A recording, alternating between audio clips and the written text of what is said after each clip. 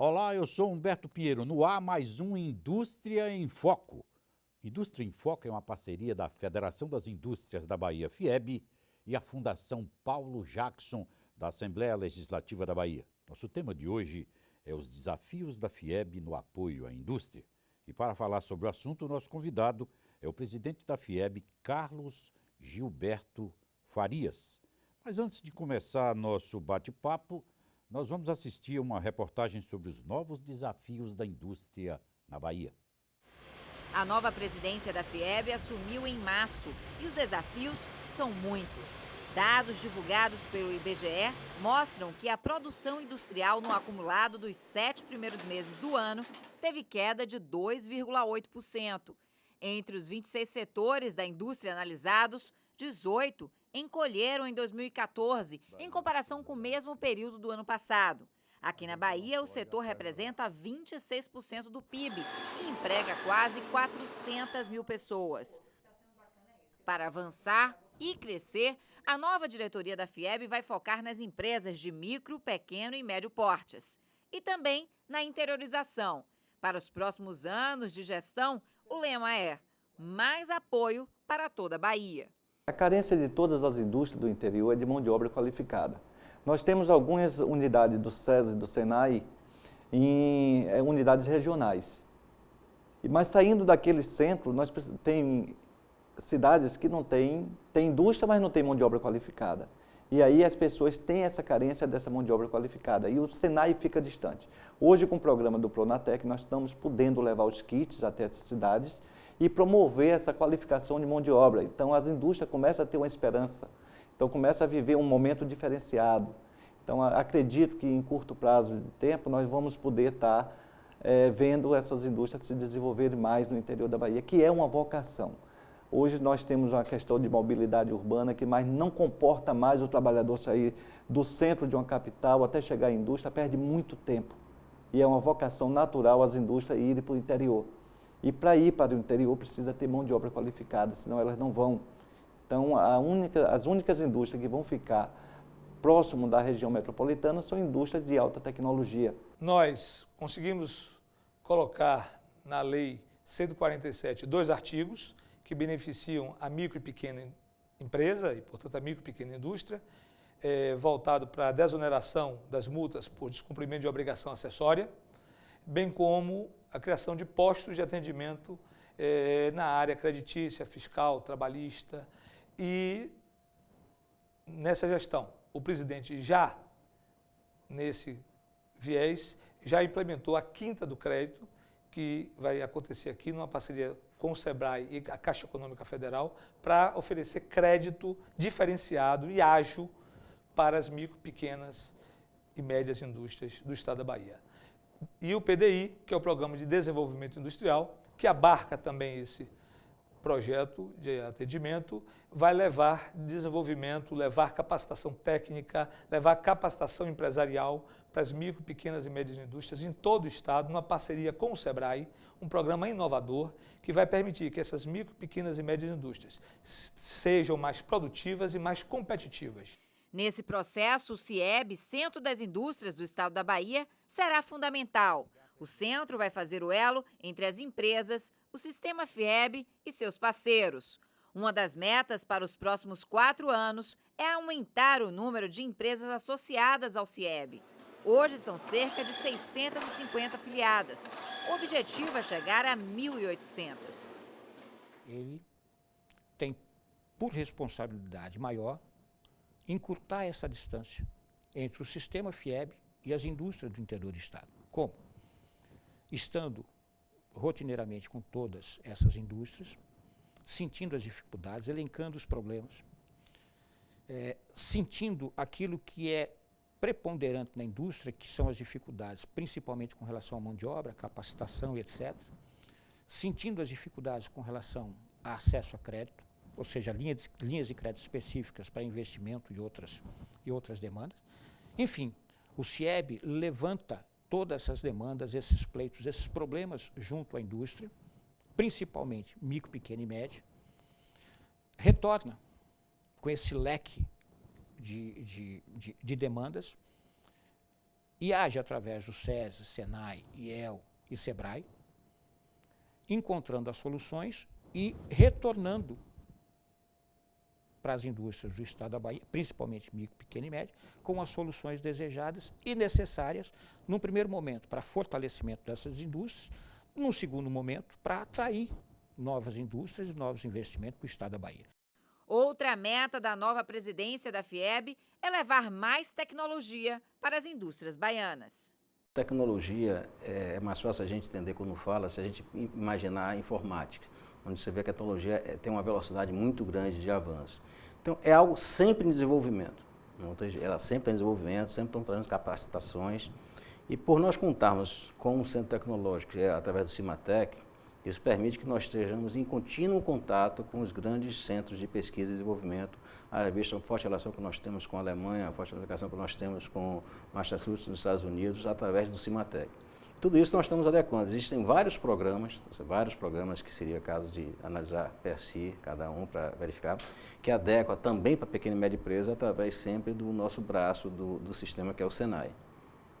E os desafios do sistema FIEB não param por aí. Mas são tantos desafios. Na minha ótica, eu acho que a elevada carga tributária que a gente vive é uma violência, é uma cinte, é um equívoco a gente viver, por exemplo, com desconto, que hoje o pequeno e médio empresário vive de desconto bancários, com juros de 4%, 4,5%, 5% ao mês, quando a inflação brasileira dá 6%.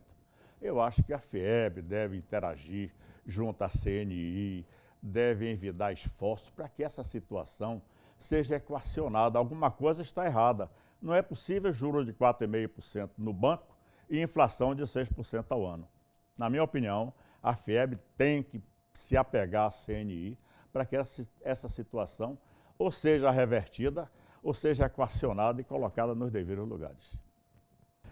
A indústria baiana sofreu um recuo agora em junho de 2014 em termos comparativos com 2013, com 2013, de 2,1% a 12,2%, o recuo da indústria baiana, o que não deixa de preocupar os segmentos que trabalham no fomento do desenvolvimento desse Estado. A pergunta é, presidente, nós estamos preparados para esse enfrentamento?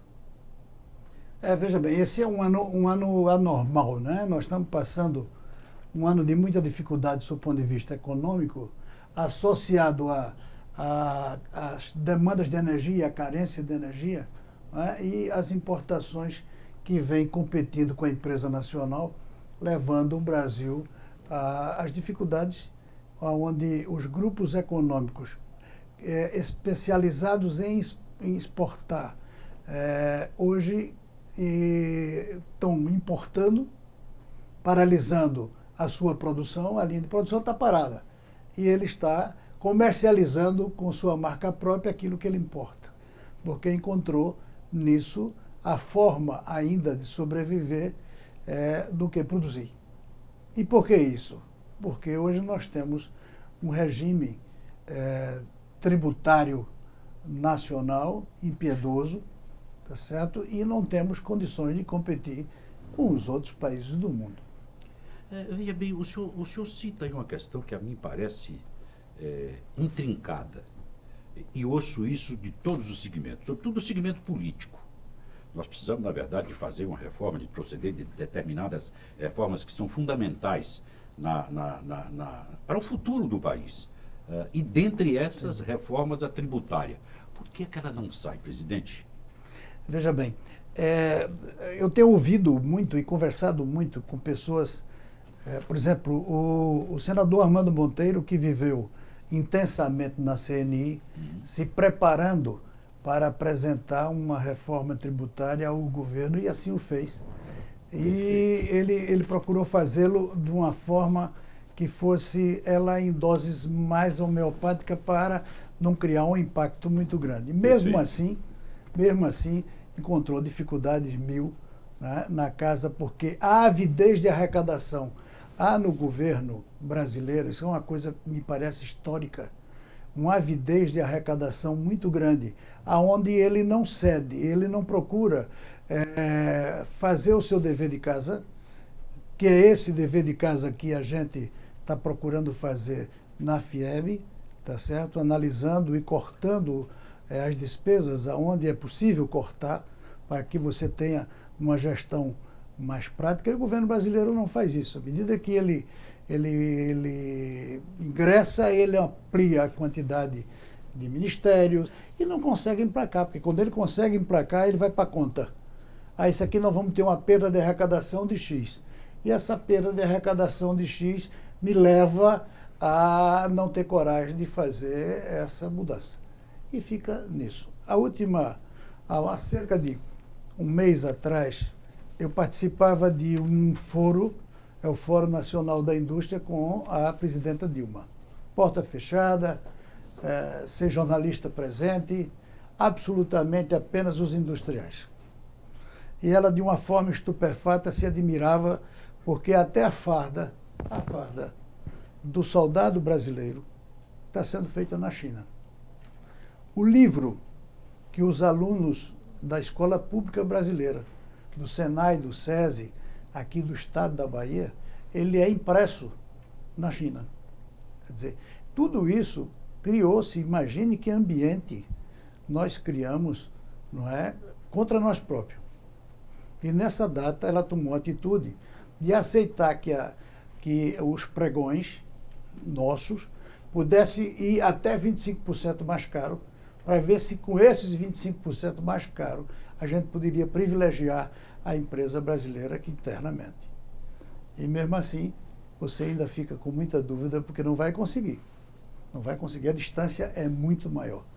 O critério adotado lá fora, sob o ponto de vista tributário, na folha de salário, é muito diferente do que ocorre conosco aqui. Nós tivemos um recuo de 12,2% em termos comparativos com 2013. Para ser mais, diria, mais particularizado com relação a essa questão, dos estados pesquisados, os únicos que apresentaram parâmetros positivos foram o Pará, o Espírito Santo e Goiás.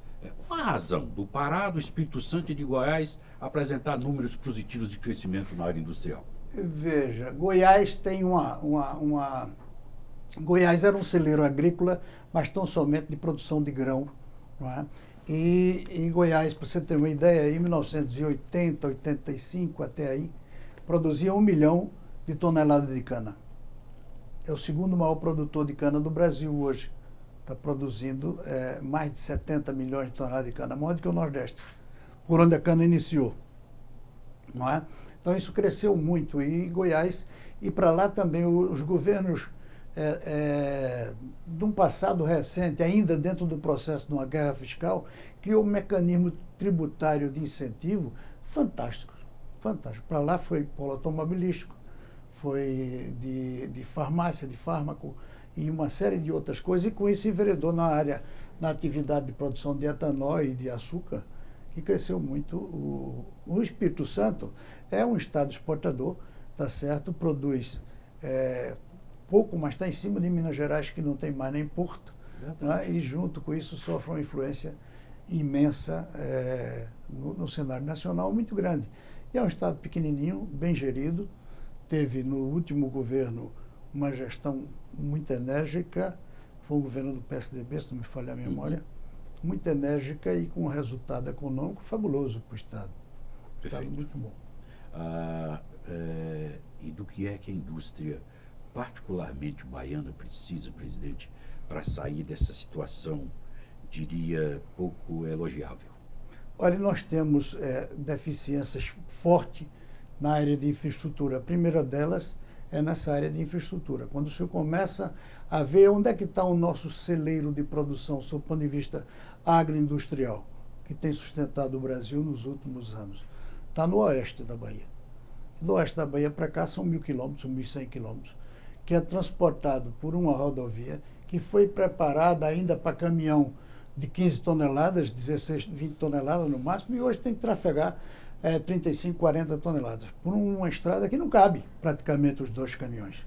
E não tem passando piso. pelo outro. não tem estrutura de base capaz de suportar isso. Trazendo toda essa mercadoria para cá, a gente pagando uma demurge imensa dos navios que ficam aí atracados e parados, aguardando exatamente essas cargas que chegam muito lentamente. Não é? Então essa é uma das grandes deficiências.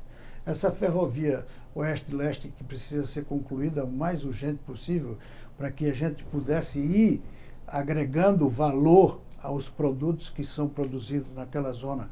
Porque a Bahia tem as suas peculiaridades. 73% da área da Bahia está no semiárido.